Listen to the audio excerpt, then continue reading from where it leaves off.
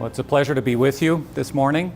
As I mentioned in the invitation that I wrote, 100% of business owners eventually exit their businesses, right?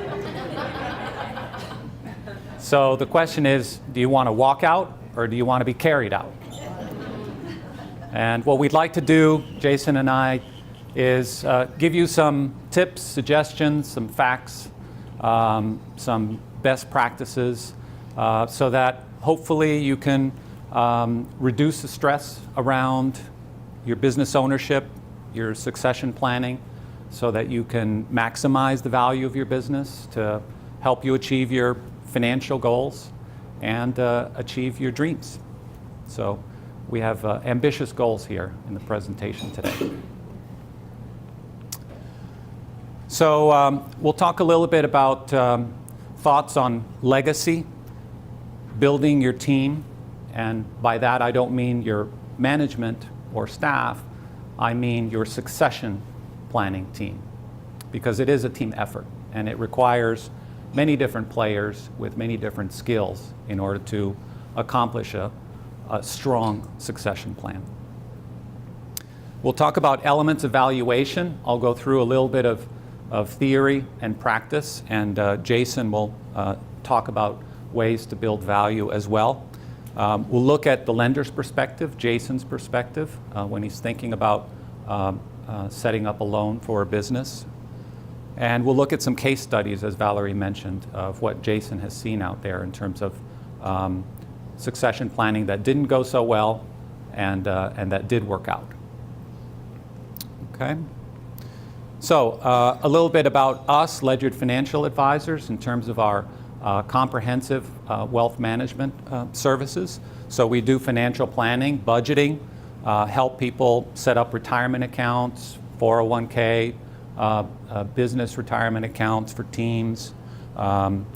We help with tax planning, we help with estate planning, insurance, charitable and family gifting.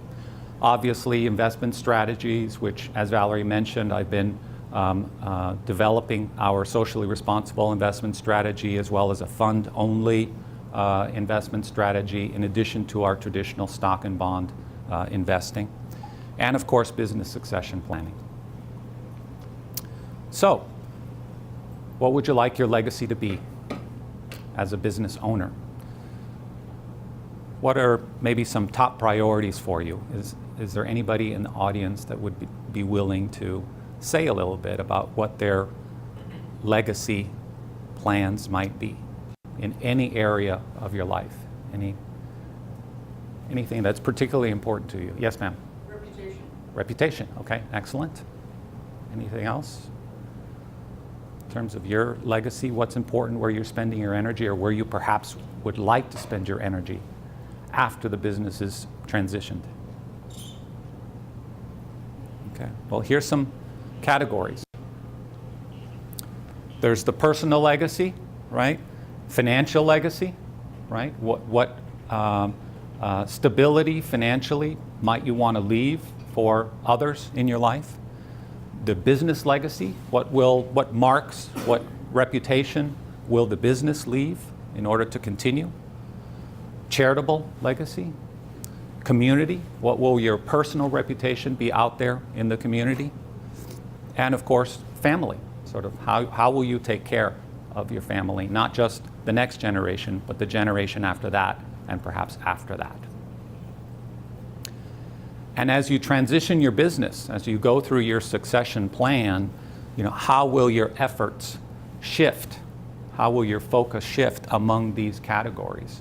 What are your goals to eventually, after the business is sold or transitioned, how will you spend your time and effort along these lines in order to strengthen your legacy? So, a wake-up call. Typical owners have 90% of their net worth tied in the business. So just think about how critical it is to have the proper planning, the proper succession planning, the proper exit strategy. 3 out of 4 businesses are changing hands, okay? It's demographics, okay? There's a lot of businesses that were started 20, 30 years ago and are ready to transition to new leadership, one way or the other. 3/4 of the businesses don't have any plans whatsoever. Very few owners have any financial planning that has been done. Now this is interesting. 3/4 are unhappy after they sell their business. Why might that be? Any thoughts? They didn't think too much about like what they're going to do next. Okay, right. So many of us have heard or experienced in our families, person retires and the next thing you know, they're gone. You know, they just lose all their networks, all their energy, their goals. It's all built into business or working, just plain working. And once that stops, they don't know what to do next. Okay, so there's that issue. Why else would they be unhappy, typical owners? Because I think their business is worth more than it actually is. Ah, okay, yes. All right, so they don't get anywhere near what they were expecting. That's critical, very important. Yeah, yes, ma'am. Owners are taking it in a slightly different direction. Okay, so perhaps their legacy business and they sell it or let management take over, and then all of a sudden it goes somewhere or down the tubes or gets into trouble, creates issues in the community. Okay, all right. So lack of planning can cause all sorts of after sale, after succession issues as well. And amazingly to me, 80% of companies below 50 million in sales actually never sell. Okay, perhaps some are transitioned, right? But you know, the bottom line is perhaps a lot of businesses are just wound down, you know, when the owner is ready to succeed. They don't sort of go to the next step. You know, they're just wound down. You may have noticed in the Valley News, I'm an avid reader, and over the past, I would say 6 months to a year, there's been a lot of stories about business transitions, right? Some businesses have been sold, acquired by bigger players, you know, sort of positive, all good. And others, maybe like EBAs, for example, you know, that was kind of, they sort of wrapped up, right? They got some competition from Domino's and they were ready to retire, and they just sort of didn't have the energy, gumption, whatever you want to, however you want to interpret what was said in the article, but they just kind of wrap things up. Yeah. All right. So about half exits are involuntary. Okay. Any thoughts on what these involuntary situations might be? And I'll give you a hint. I have several that start with the letter D. Like death? Yeah. Okay. Uh-huh. What else? Illness, right? Yeah. Disability? Yeah. What else? Divorce? Yeah. Mm-hmm. Mm-hmm. Any others? Yeah, we got that. Yeah. Debt. Yes. Okay. So, yep. That one. Okay. There's another D I ought to put up there. Okay. Uh-huh. So there'll be one more next time. Okay. So again, the importance of planning for these events. It's what we do at Ledyard Financial Advisors for people's personal lives, and it should be done, you know, as well for the business and the business strategy. So succession planning is a process. It can't be done overnight. Okay? It requires, as I've mentioned, a team. And the core elements to get this team working on a master plan are to maximize the company value, okay? Learning about your business, and also externally, how do business appraisers, business brokers, how do, you know, elements of transition of a business, how do they think about company value? Personal financial planning, and developing a life plan that sort of, you know, puts everything together, okay? And the key idea here is to transform the value that's built up through ownership into financial stability, understanding your budget, you know, pre and post retirement, and peace of mind. Okay, and it's key to put together a team that will help you go through all these processes. All right. Now, this is a busy slide, so I'm sorry about that. But let's focus on the left column here, which is, a theoretical succession plan. Start with identifying and writing down your personal goals. Okay? Start with that. Okay? It may be that a consultant can help you in terms of a service provider, an advisor. Appraise the business, and that's something that I recommend doing first. Okay? To understand where you're at now, so that you can plan where you're going in terms of the value of the business. Develop your core succession strategy, and obviously, all these players can help you. Improve or de-risk the business. Remove the elements that a buyer might consider risky. Review your estate plan. Develop your tax strategy around currently putting more money aside, perhaps in IRAs. Okay, how's the transition going to be? What would work best in terms of selling terms for the business? Developing your retirement budget, your investment plan, actually executing the strategy, which may involve, for example, a business broker, and managing post-exit issues, which there always are. You just don't sort of wipe your hands and walk away. Okay, there are always inevitably post-exit issues, either associated with the contract purchase itself, associated with teams, associated with how long you're going to stay with the business after it has literally changed ownership. Maybe it's 3 months, 6 months, a year. Okay, all these things have to be thought out. And on the upper right, I've sort of described a series of categories of advisors, and I wanted to perhaps give a chance to those that are advisors here in the room to briefly just introduce themselves and give us your name and what firm you work for. If you're a business attorney, state attorney, a consultant, I just wanted to give a chance for the attendees to get to know you. So if we could start at this table, are there any advisors to business owners at the table? This one? Nope. Okay. Over here? Any advisors? There's Valerie, right? She can help with estate planning. That table? They didn't even know. Okay, go ahead. I'm Daphne Moritz. I'm part of Sheedy for Long and Dean, which I used to be part of Millennium Moritz. We were one of those businesses that got bought up by a bigger. Ah, look at that. You did your own Merged. I your guess. your own succession And strategy. we do estate planning, business succession planning, and that's all other things. Uh-huh. Okay. Too numerous to know. Okay, great. Well, thank you, Daphne. Yeah. Yes, ma'am? Yeah. I'm Joy Casey, and my husband and I have a consulting practice. Okay. And a lot of what we do is with organizations around leadership and team development, which is kind of that leg of maximizing the value of the business Okay. and making it work well together. But for purposes of what we're talking about today, one of the other pieces that I do in my coaching practice is that life planning piece. Okay. About really helping people who are transitioning, whether it's after a divorce, whether it's into retirement, whether it's after selling a business, going into a second career, about starting to figure out what they want that next chapter to look like, Great. and deliberately creating it as opposed to letting it happen to them. Great. By starting with their own vision and mission and core values, and Okay. helping them to develop that and using tools to help them Good. expand their thinking.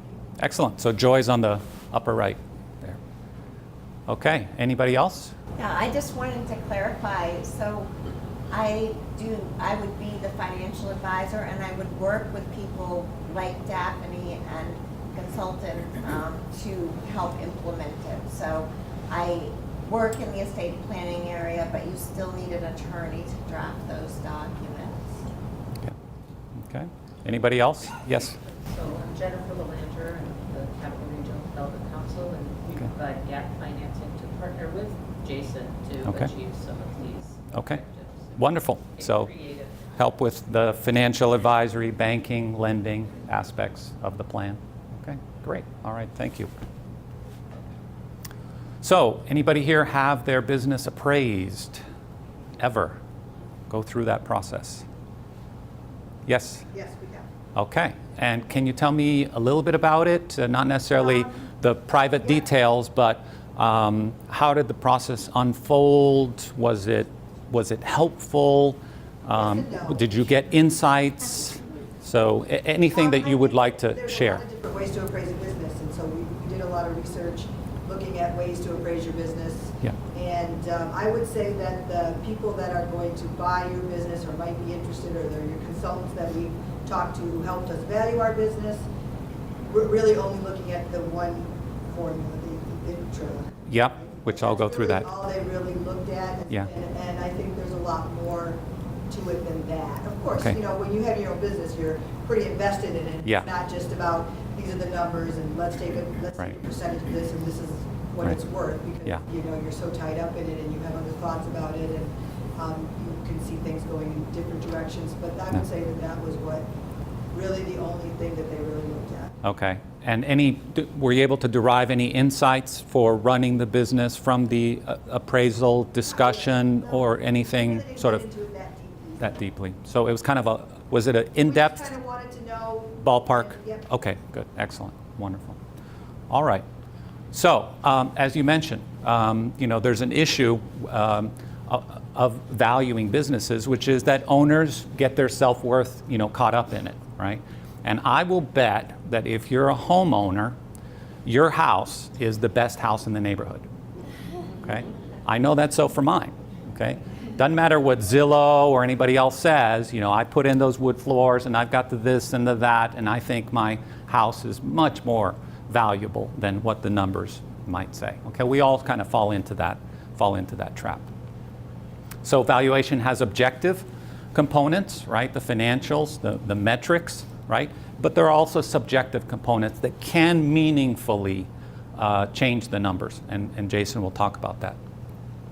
So, interesting question here is how much would a buyer pay for your business? Not how much you would sell your business for, but that's, you know, turn it around a little bit. Put yourself in the shoes of a buyer and think about your business from that perspective. Even more, if you were a buyer of your business, where would you negotiate down?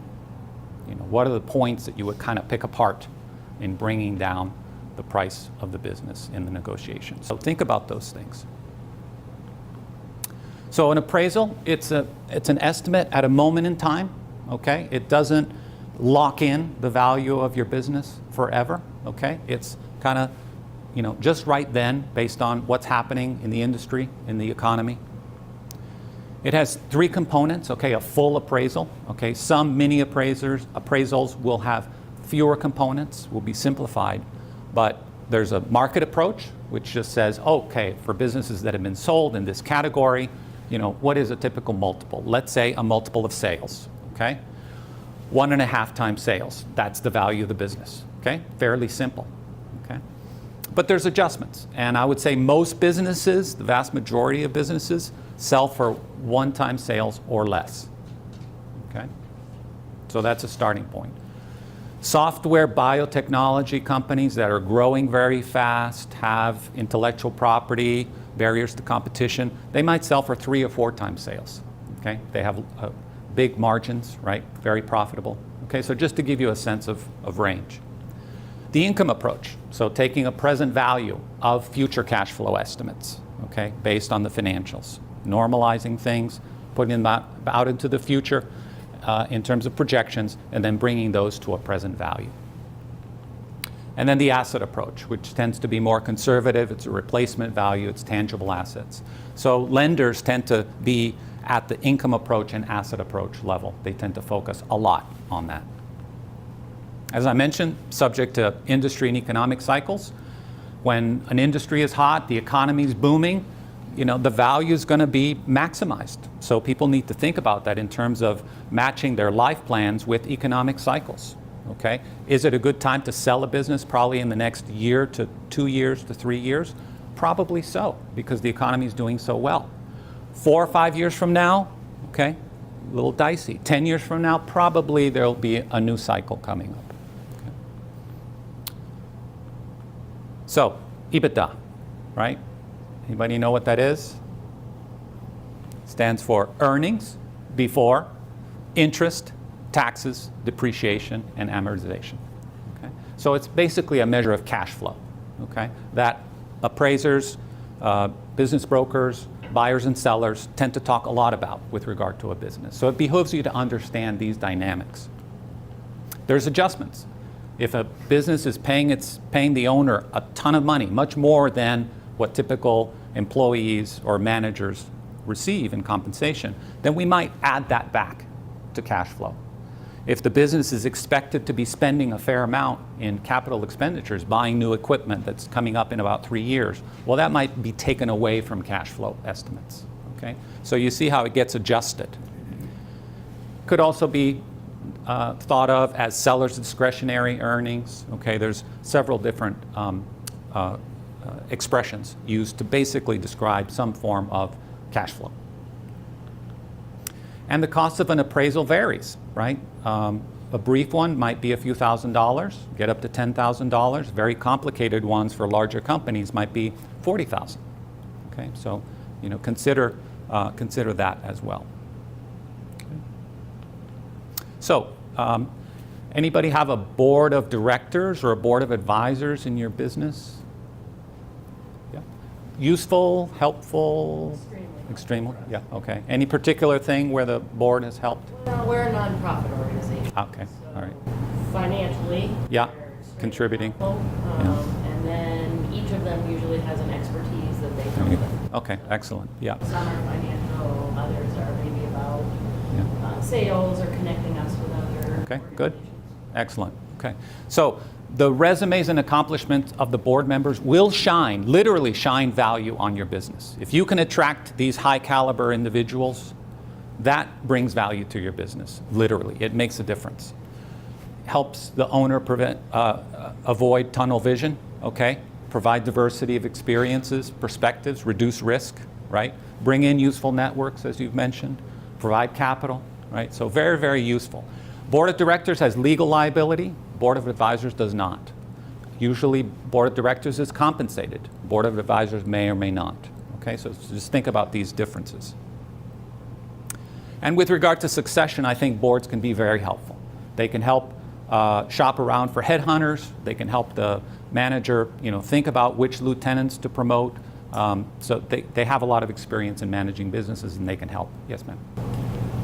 How often do board members stay with a company? When the company changes hands? They don't stay that much, yeah. When the company changes hands, usually the owner is going to bring in a new set of people. Yeah. So the Yeah. buyer might be attracted by the board, but then they're not going to change it anyway? Well, they might keep some of the board members. If they add continual value, it's possible, but usually the board sort of wraps up and a new owner will bring his or her network, into the business. But it's certainly possible that a board member could stay. Yeah. There's no reason why not. Okay, so now I'm going to turn it over to Jason. Thank you, Fred. I'm going to go to this side of the room here. I'll use the podium a little bit. I'm really excited to be here this morning and the opportunity to share. This is something that I work with business owners. Basically, that's what I do, and that's what I really love to do because I get to be a meaningful part of helping businesses to certainly to strategize. Hopefully, most consider me a trusted advisor, but also we have a bank. So our product everybody wants at one level, and so we get a chance to partner with businesses to provide capital to help them to grow, to help them to add value, and to help them even to prepare for an exit. I'm going to start with just a quick preview, and this might be a little bit like drinking from a fire hose. I'm going to try to just pace it as much as possible, but there is a lot that goes into this. So I'm going to cover a fair amount of material in a relatively short amount of time, but certainly open to questions and actually want to get some interaction throughout. And obviously, there's opportunity for follow-up, today and beyond that. But I'm going to start with a horrible story, which we'll get to in a minute. Then I will talk about exit planning and some of the options, some of the specifics and principles that are important, and then a much better story at the end. One of the definitions of exit planning that I really appreciated, it is simplistic, but in one very real way, exit planning is really just good business strategy. The things that we talk about when you're talking about succession, I'll probably say exit planning more than succession. It's just a little easier to say, but it's the same thing, same idea. But all of those things really impact the ability of your business to grow, the risks that are associated with just the continuation of that business and the things that impact your cash flows. And also, we'll talk about the transferability of the business to the next generation. So the goal that I have for my section of this morning is that you would have a heightened awareness of the need and the significance for exit planning and succession, and that you'd actually be motivated to do something, to take some action as you walk away this morning. Decide on something that you can do in the coming year, relative to what we're talking about this morning. I just think it's that important, actually, relative to your business. I did just recently complete the Certified Exit Planning Advisor program, and it was great. I've worked with businesses to help them through this process. It was one of the most relevant programs that I have been through, partly just because I work so closely with businesses. So a family transition gone terribly wrong. This was a business I ran across in actually preparing for this presentation. It was a service business with cash flows or owner benefit. When Fred and I were preparing, I'm going to use the term free cash flow, but we're talking about the EBITDA or owner benefit. It's basically, the reason why I like free cash flow is the business has revenue, it has all of your expenses, people that you need to pay, all of those types of things, products. But what is free after that to the owner? And actually, that's the most important thing that a bank looks at, because that's what's really available to pay back a loan. And generally, that's one of the most important things. This is one of the most important things. There's others for most business owners that I work with. But that's the benefit that they have. That's why they went into business, because they have the freedom to help to determine that. So in this case, the owner benefit was $350,000. He owned real estate, which is a real benefit as an owner if you have an opportunity to do that, particularly if it's a good location. So that $350,000 was included salary, any distributions that he might have given to himself, most likely, and also rent. He paid himself through probably a different entity rent. So a good annual benefit of $350,000. His daughter was an integral part of the business. She started in the business as a teenager. She worked through the business in her 20s, and by the time he was ready to sell the business, she was in her 30s. She was a key employee. He relied on her, I think, very, very heavily, and sought to transition the business to her. He actually had a valuation that was done. He was a little disappointed with that valuation.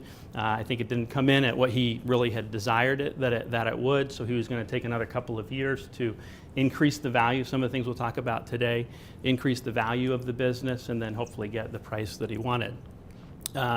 He ends up selling the daughter the business via a 10-year note. We'll talk about some structures, but in this case, that meant there was no bank involvement. There was no sort of extra due diligence, most likely. He was just transferring the business to his daughter. She was paying him back over 10 years. Initially, first couple of years seemed successful. The transition happened. He was moving into his third act, his life stage. He was making 85% of his pre-sale compensation, so he's probably feeling pretty good about that. Fast forward a few years down the road of ownership, the daughter starts to realize what it means. And many of you are in business, and even being a key employee in a business, that's very significant, but it's a different perspective than a business owner has. As a business owner, you're in charge of everything. You have all of those components. So she starts to feel some of the weight of that. She starts to realize that the bulk of her revenue and growth and profits are going to pay back the debt, the loan, and what was probably in the article referenced as above market rent. He wanted a cash flow stream. That's what most buyers, they're not really buying the assets of the business, they're buying a stream of free cash flow. So is there any, as you just sort of look at this, any red flags, any yellow flags that come to your mind? Okay. Okay, 10 years, that's right. 10 years is a longer repayment period. As a banker, we really would like to see that work over 5 years, maybe 7 years, maybe with some enhancements. You can structure things. But yep, any other red flags that you see your yellow flags? So the revenue's going to debt and lease. Okay. Yeah, so how does the business continue to be successful? How do you reinvest in the business to increase that value if almost all of your debt is or your profits and your free cash flow is going to pay back dad? Go ahead. I'm looking at the daughter eventually saying, why am I doing this? It's not worth it. I don't want to do this anymore. And now we have another sale that doesn't end up. Okay, so that's a perfect segue. That's a perfect segue. So what happens? The daughter begins to wonder if she's paid too much for the business. She remembers that her dad had this advisor who did a valuation. So she approaches that advisor. I mean, she's a significant part of the business. Retrospective valuation to say, hey, did I pay too much for this? The advisor does a valuation. He's a valuation specialist. They do look specifically at EBITDA and these types of things, but it basically indicates that she paid 2.5 times what the business was actually worth. Now, some of that valuation probably was because of the dependence on the daughter. I mean, he basically had one buyer for his business, so that's a different issue. So the daughter confronts her father. I'll move back. So the daughter confronts her father about the 2.5 times, about this valuation. She approaches him. He's really apparently not open to renegotiating. He's a couple years out. He's getting 85% of his pre-sale income. So she confronts him. He's not open to that, so she stops paying him. And he files a lawsuit against his daughter. Very offended. How could she do this? She agreed to pay this loan. The daughter gives him the keys to the business, starts a new business down the road. And according to the author of the article, who is a certified exit planning advisor, I think, she's doing very well. She's thriving in his business his business is gone and his building is empty and he has zero rent or zero income. So that's a very dramatic story of what not to do or the consequences that can happen, particularly in a family business. But a lot of these principles apply to other business as well. We've talked about some of the things you mentioned as far as takeaways. So what are different types of exits? What are different exit options? It's one of the questions that Fred covered, and that's there. Part of it's just, what are my options as a business owner? And I'm sure they're aware of some. What are some options that come to mind as far as types of an exit? Just close. Okay, so just sort of a liquidation. You could just decide, there's some businesses where that could make sense. Most, that's not going to maximize your value, but basically you sell your inventory, you sell your assets, like a jewelry store. In some ways that, there's some customers, that might be a legitimate way that they sell their business because they have a lot of asset value there. What's another way? Some people just gift it if they don't need the cash and they want it to go to their kids or family members. Right. So that's where the planning, like in this scenario, that would have been a much happier ending, I think, or some middle ground where they would have done the planning. He would have known what he needed. He would have talked with advisors to think through this well beforehand. But they could, gift some of the business over. So that's another option, and that would be a family transition. Go ahead. Be acquired by your partner organization or slightly larger organization. Okay, so there's two different things that you're mentioning there. When you said partner, it could just be a business partner. You have a 50-50, or there's three partners, you can buy each other out. So that's another type. Or a strategic buyer is the other that you mentioned. So that's different. There's two types of transfers, basically. One is inside, and the other being outside. A third party is obviously an outside sale to a third party, or a strategic buyer. That's where you're going to get potentially your highest price. Basically, if someone has a business that they can just absorb your business and they can take advantage of those efficiencies, they will pay you more generally because they can do more with your business. In my experience, most of the owners aren't looking at that, or nor that might not be. Actually, but if you, depending on the business, it very well could be. But most of my owners and businesses that I talk with, this is their legacy. This is their baby. They care for their employees. They want to make sure that there's a good transition there. So family transition, sale to existing partners, a management buyout, that could be sale to a key person manager. That's essentially what in some way, there's a family transition, and I think the daughter was essentially managing a lot. A sale to employees. So we have a couple in New Hampshire and in Vermont, probably an inordinate number of ESOPs. That's employee stock ownership. That's a sale to the employees. That's a great opportunity. There's a great way to exit a business. There's complexities to it. There's tax advantages to it. You need a certain scale, generally speaking, if you want to look into this option. But that's something that's another way. As I mentioned, sale to third party. And recapitalization, that would be to like a private equity group. They could take it, make it better, and basically turn it, kind of like turning a house. And then the other one that was mentioned, orderly wind down of just selling the assets. In general, these let's see if this works. So the inside, you're going to get more for your business on these outside sales than the inside sales. Most of the businesses I work with are probably going to be inside, there can be, actually the one example I have actually is a third party. So a buy-sell agreement is, there's experts in here, particularly attorneys, that have better knowledge of this than I would as far as the details. But a buy-sell agreement is something you should certainly consider, particularly in a partnership. But it's essentially, if you take any of these, what are triggers? What are even some of the 5 Ds? What are triggers that would happen to cause the business to transfer? So some could be disability, a surviving spouse.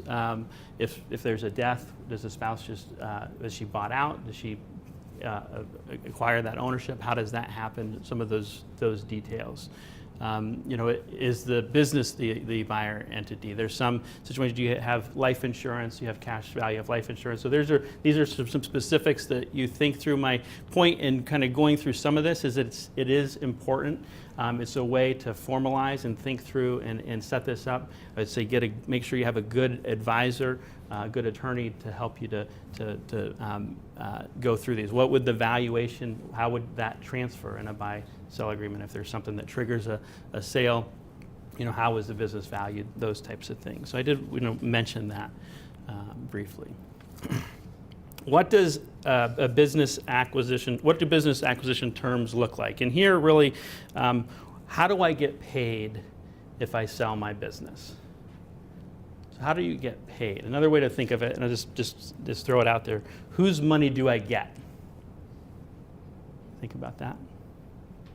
Seems like a simple question, but there's more to it. So basically there's 3 types of money. You have the buyers that can give you their money. That's a part of it. You have other people's money. That's where I come in as a bank, or Jennifer's, as a subordinate debt. And then you have what I'm calling your future money. And that's basically as an owner, you can sell or finance. Again, that was all that in the example that I gave, the case study, that was all the father's, sort of future money, which ended up not being future money for him after a couple of years. And then the other thing is, when do I get paid? So as far as, and all those things are impacted by how the acquisition is structured. So one option, as far as an acquisition, is all cash. This would usually be in like the third party, strategic buyer, private equity. That's where this can happen. And there would still be some earnouts you hear referenced, or for performance payments. There's usually still some opportunity to earn after, but generally it's all cash. Where I come in as a commercial banker is in the second sort of category of what it looks like as bank financed. So the buyer puts their equity, and a lot of times it's most of what they have available, and sometimes not, but equity that they put in, at least if it's an internal transition. There's senior bank debt, again, so we will look at we'll talk about that in a little bit, but look at the cash flows. There's subordinate debt, from a lender. Again, that's part of what we partner. We can partner with a lot of different, Grafton County Economic Development, Capital Region Development Corporation, that's where Jennifer works. So there's lots of ways to say, hey, we want to do this, we like this, this has good free cash flow, this makes sense, this is an appropriate risk for the bank, but there's going to be, generally speaking, with an acquisition, a collateral shortfall. So that's where subordinate debt, they'll take a position that's lower than the bank, essentially. And then the seller is also, can be in there. And the third one that we've mentioned is basically seller finance, where the seller finances the entire acquisition, with probably some equity from the buyer. So what do we look at as a commercial banker? What do you think is most important? I just kind of want to do this because I should probably do this more. What's most important if you come to the bank for a loan? What do you feel like is most important to us? What do we look at? Business plan? Okay, a business plan, absolutely. What's the plan for the business? What are what's the purpose of the loan proceeds? Yeah. What else? Capacity to repay the loan. Okay, capacity to repay the loan. That's the most important thing, is the capacity to repay the loan. So basically, when I talk with a prospect or a new customer, I kind of go through my spiel, which I'll give you here just very briefly. And we basically look at three things. The most important by far is that free cash flow. What is available after all of those expenses for the business to repay the loan? We have no interest, nor would it be in your best interest, to give you money that you didn't have a way to pay back in a reasonable period of time. The second thing that has been mentioned is collateral. What is the value of the tangible assets of your business? Real estate's relatively, I won't say it's simple, but it's tangible, it's there. You can get an appraisal on a piece of real estate. We can loan a certain amount of that. You know what the payments would be if that's the case. Other assets, most assets, consulting and mom and pop businesses, you have inventory and those things, but a lot of times there's a shortfall. But we can partner again with SBA and other programs, so we're able to help a lot of businesses, even if there's a collateral shortfall. And the third thing that we look at is the guarantors. The large majority of our loans are guarantored. And that's just a way of saying if the business can't pay it back, it goes through bankruptcy or something like that, that you will pay us back. We're giving you money, and we want you to commit to pay that back. And so that's sort of, but from a underwriting standpoint or a large standpoint, is what ability does the owner have to support the business if there's a hiccup, if a new competitor comes in, if there's a huge crash in the economic cycle. Do they immediately have to come back to the bank for more money, or do they have the ability and the resources and the assets to be able to support the business in some way through hard times? And sort of overarching all of these is management. That's really, management is the factor. That's usually the owner, but it could be a management team. Is what impacts the free cash flow, the collateral, ultimately what builds your assets and liquidity as a guarantor. All right. And all of this is geared towards repayment. And again, I would just make the point that is in direct alignment really with that's what I like about what I do, is what I'm looking at is in the business is really in alignment with what the business owner should be looking at as well, which is what's sort of available to pay back the loan or available to me. So some of the, let me ask you this question. These are some of the principles of exit planning specifically, and we talked about the free cash flow, the EBITDA number, and it's true. Evaluators look at that, but I think that what else is there? So what would happen if you left your business for 3 months? Just take a second to think about what that would it be fine? You have a lot to catch up on. Would it be severely impacted, but it would survive, or would it possibly not survive? So the value is only future value if it's transferable. And so what we're talking about here is really what exit planning is and what advising is, and some of you might do some of this, is what we want to build is structural, what I call structural value. And what that means is we want to build systems through planning and leadership, sales and marketing. These are part of any business to varying degrees, people and operations, finance and legal. But build a structure within the business that decreases the business's dependence on you. And that's hard because business owners, they love their customers, they love their clients. That's why, part of the reason that they started businesses. But when you think of succession and when you think of just the ability of the business to grow, only one person can only do so much. I'll just cover this briefly. Value acceleration focuses on the multiple.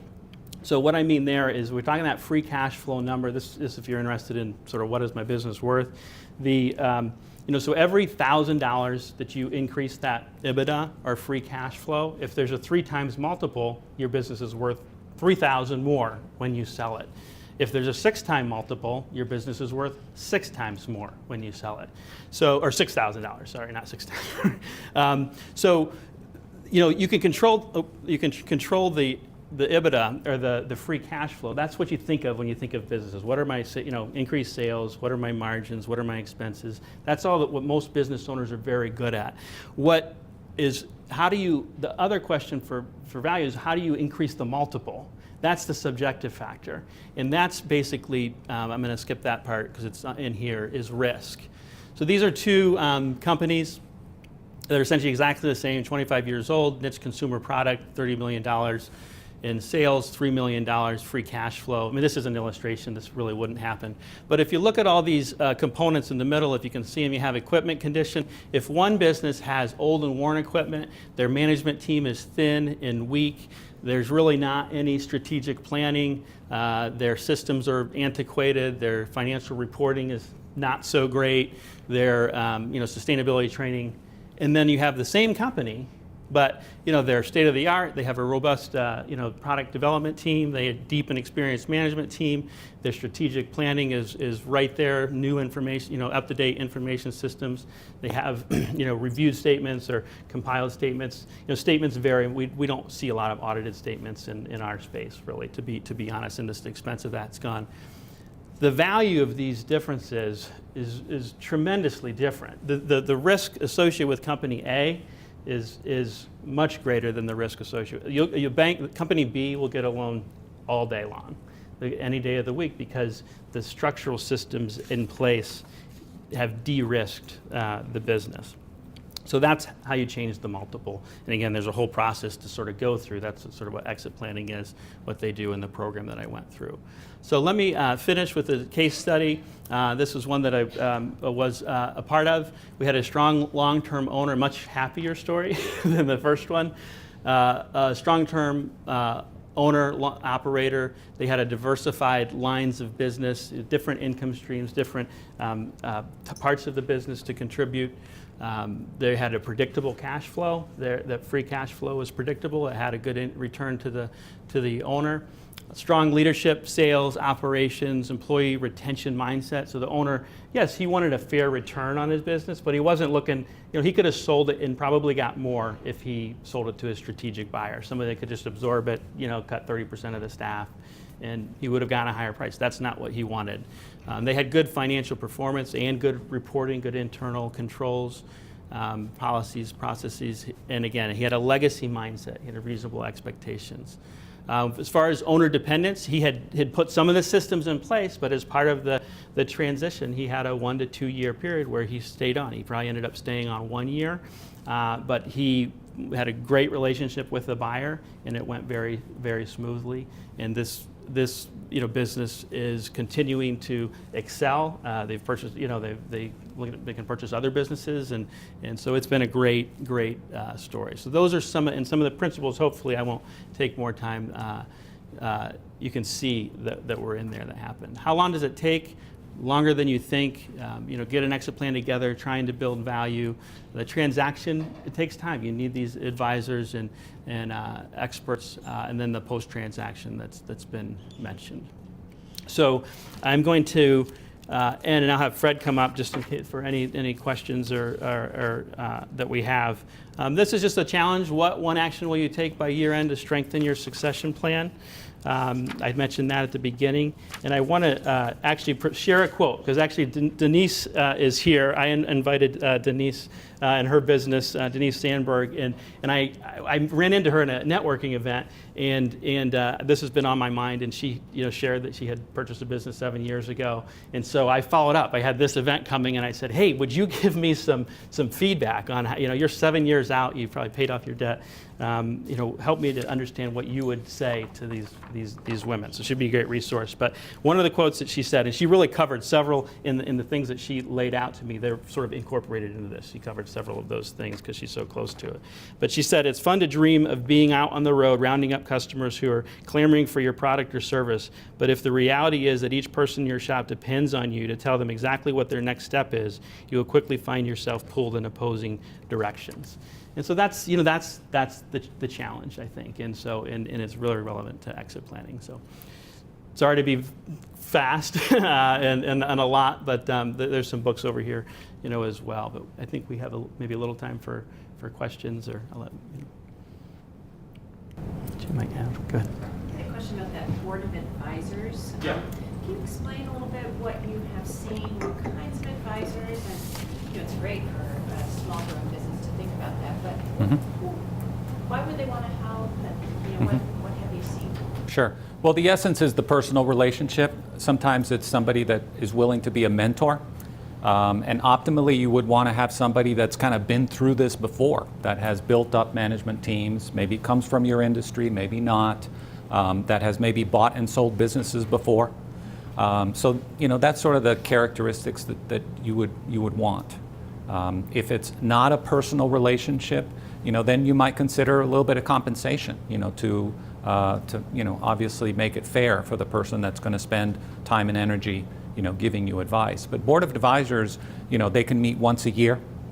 They can meet, once every 6 months. Maybe use them as individuals or as subgroups rather than getting everybody together. You might have a bigger board and then just use people sort of as things come up. So that's the nice thing about boards of advisors is that they're very flexible. You can kind of determine what will work. I helped a client that eventually sold his software business for a very high multiple, and he was sort of struggling. He knew the right people, but he didn't know what slot to put them in, and he ended up sort of going with the board of advisors route, and that worked for him, and they gave him the proper advice, and he was able to sell his business and do the full succession plan. Yeah, sure. Another, I guess, option in that they're not a paid board of advisor necessarily, but the Small Business Development Center and the Service Corps retired executives provide free business counseling services. Yeah. And you don't have to be a startup business to utilize their services. Right. SCORE has actually come out with one for existing businesses just to help operate more efficiently and more productively. They can certainly function as that Right. mentor in a free capacity. Yeah, that's great. And they'll partner up with somebody who perhaps has experience in your industry. Right, so these economic development groups, SCORE, some of you may have read about in the paper, and so they're there to help. Yeah, absolutely. If I just chime in as well, there are a ton of resources. Jennifer and I were just at an event a couple of days ago, and lots of really free resources. I mean, help with websites, help with strategic planning, all free through the SBA or certified development companies. Again, call me if you're looking for some resources that are there, but there are a lot of resources. But I think the family and other connections, most people I think are honored that you would ask them to advise you, and they could have a business perspective or a personal perspective. And relative to the other question, as far as a buyer looking at that, I think there's value, even if they didn't retain your board of advisors. The fact that you have a board of advisors, I think would indicate that this is someone that's thought through things at maybe a deeper level than typical. Any other questions? Any other questions? Yes, ma'am. I have a question. Yeah. With you said for an employee stock ownership plan that there was a particular scale you needed to look at. I was curious about what that scale was, and also if there was ever characteristically bank financing for Yeah, and feel free to chime in. I think the scale is, if you have a true ESOP, there's an annual appraisal. So they're just, very pragmatically, and those appraisals wouldn't be $5,000. Those would, be generally in the, maybe not 40, but they could very well be in that range. So there's just some cost factors. You need to have a really strong management structure in place. There's just a level of complexity with ESOPs that, make that even more critical. So you can, there's ways to get at something similar to that, but it would really be management buyout, or you can transfer ownership to employees, and you could probably get at something where you're selling to the employees. But for a true ESOP, and there's tax advantages of that. I don't know. Do you have anything The one to piece add? of advice on ESOPs is learn a lot about them, talk to businesses that have done them before so you understand what the risks might be. And once you get started, don't turn around and go back, because the tax consequences, the legal consequences of going halfway with an ESOP and then unwinding it are just horrendous. So it's one of those things that when you leap, you sort of really have to be serious to get it done. It's not an experiment.